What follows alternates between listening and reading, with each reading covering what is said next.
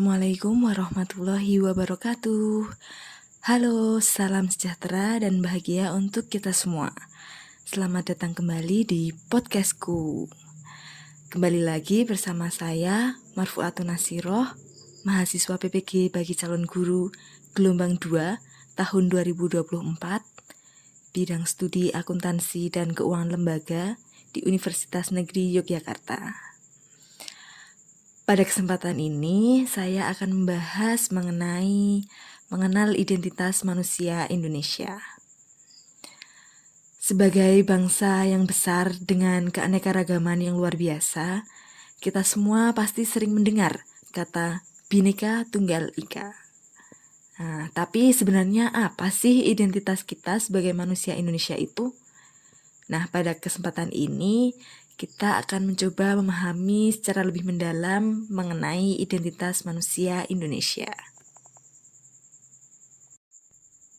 Pertama-tama, kita harus memahami bahwa manusia Indonesia itu nggak bisa dipisahkan dari konsep kebhinekaan. Seperti yang dijelaskan dalam berbagai literatur, manusia Indonesia tumbuh dan berkembang dalam lingkungan yang penuh dengan keragaman budaya, agama, bahasa, dan bahkan tradisi.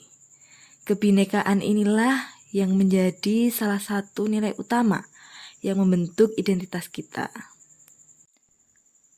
Coba kita bayangkan, Indonesia mempunyai lebih dari 17.000 pulau dengan ratusan suku dan bahasa yang berbeda-beda. Tentunya bukan hal mudah untuk menyatukan semua itu. Tetapi nyatanya kita semua dapat hidup bersama dengan damai dan harmonis. Keragaman ini adalah harta yang tak ternilai. Dalam kehidupan sehari-hari, kita bisa melihat bagaimana masyarakat Indonesia dari berbagai suku, seperti Jawa, Batak, Minang, Bugis, dan masih banyak lagi. Mereka hidup bersama dan saling menghormati. Mulai dari cara kita berbahasa, beribadah, hingga cara kita mengadakan perayaan tradisi. Bahkan kalau kita perhatikan, kuliner Indonesia juga mencerminkan kekayaan budaya. Dari rendang sebagai khas Sumatera, sampai papeda yang menjadi ciri khas dari Maluku. Nah, semua itu mencerminkan keberagaman yang kita miliki. Nah, inilah yang disebut sebagai Kebhinneka Tunggal Ikaan. Keberagaman itu bukanlah pemisah, tetapi justru menjadi pengikat. Kita bisa berbeda-beda tetapi tetap dalam satu kesatuan, yaitu Indonesia. Poin yang kedua yaitu manusia Indonesia sebagai manusia Pancasila. Tentu saja kita semua tahu bahwa Pancasila adalah dasar negara kita. Tapi, tahukah kalian bahwa Pancasila juga merupakan cerminan dari nilai-nilai yang hidup di tengah masyarakat kita? Bapak Soekarno, Bapak pendiri bangsa kita, menyadari bahwa tanpa nilai-nilai yang menyatukan, bangsa ini akan sulit untuk bertahan di tengah perbedaan. Oleh karena itu, Pancasila dirumuskan bukan hanya sebagai pedoman hidup bernegara, tetapi juga sebagai dasar kehidupan sosial. Misalnya, pada sila pertama, yaitu ketuhanan yang Maha Esa. Sila tersebut bukan sekedar menunjukkan bahwa kita adalah bangsa yang religius, tetapi juga menekankan bahwa setiap orang berhak untuk menjalankan keyakinannya masing-masing dengan saling menghormati.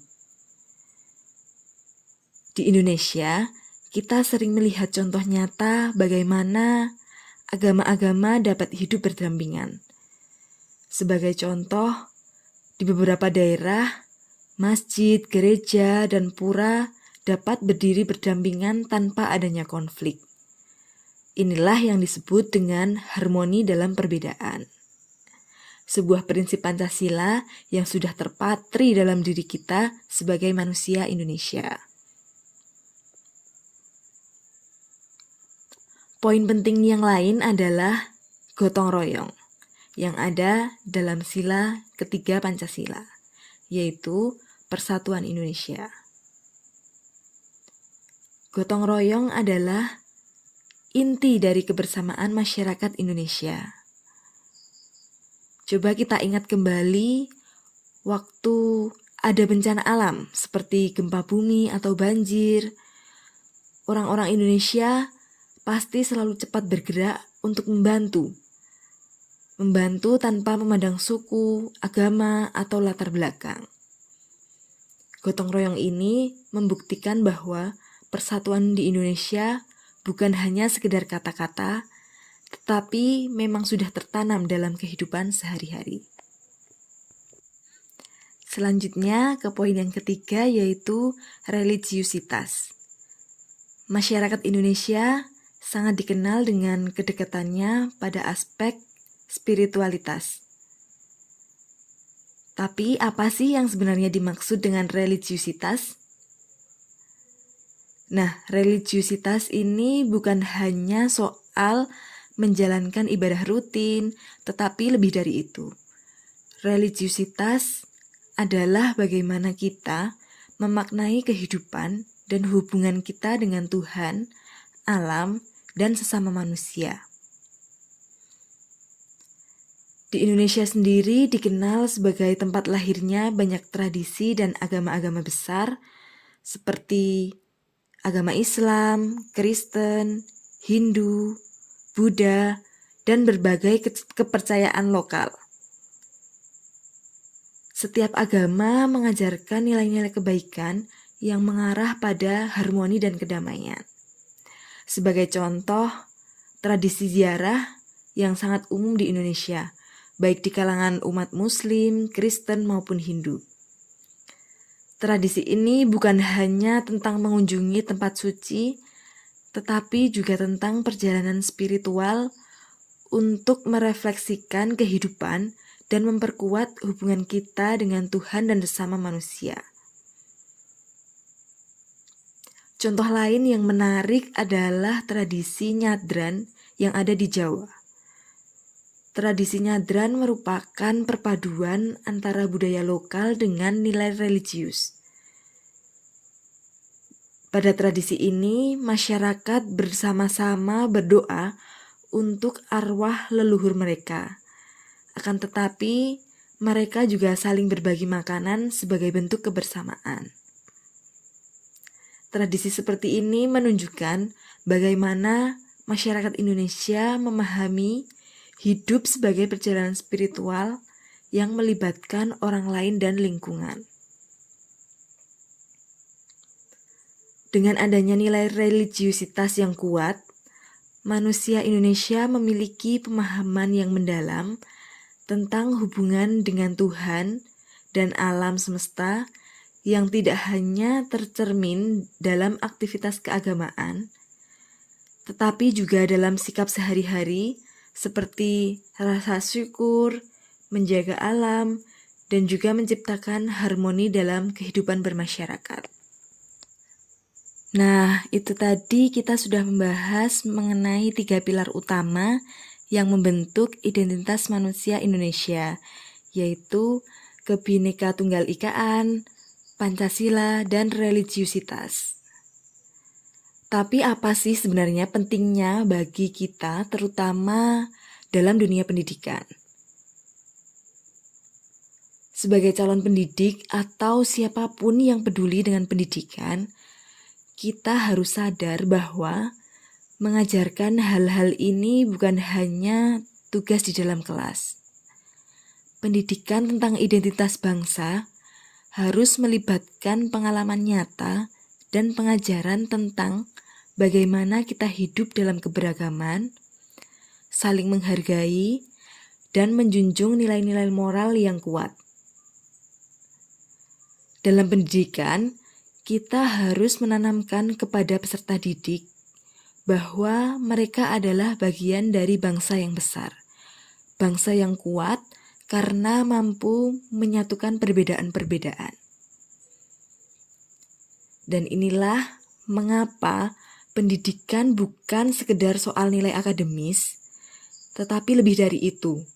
Pendidikan harus mampu membentuk karakter anak bangsa yang berlandaskan nilai-nilai luhur seperti gotong royong, keadilan sosial, dan persatuan.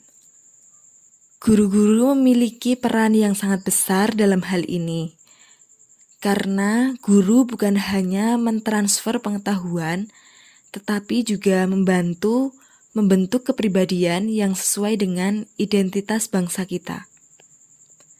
Jadi, kalau kita refleksikan kembali mengenai identitas manusia Indonesia, itu adalah hal yang sangat penting, bukan hanya sebagai pengetahuan, tetapi juga sebagai panduan hidup kita. Kita perlu memahami nilai-nilai Kebhinneka Tunggal Ikaan, menghidupi Pancasila, dan menjunjung tinggi religiusitas.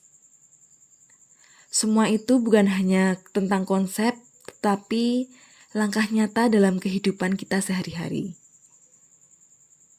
Coba kita bayangkan jika kita semua sebagai bangsa Indonesia semakin dalam memahami dan menghidupi nilai-nilai ini, maka Indonesia pasti akan menjadi bangsa yang semakin kuat, semakin harmonis, dan juga penuh dengan rasa persaudaraan. Nah, itu tadi pembahasan mengenai identitas manusia Indonesia. Saya harap teman-teman semua dapat mengambil manfaat dari pembahasan ini. Sampai jumpa lagi di podcastku, dan tetap semangat untuk menjaga nilai identitas kita sebagai manusia Indonesia. Sekian dari saya.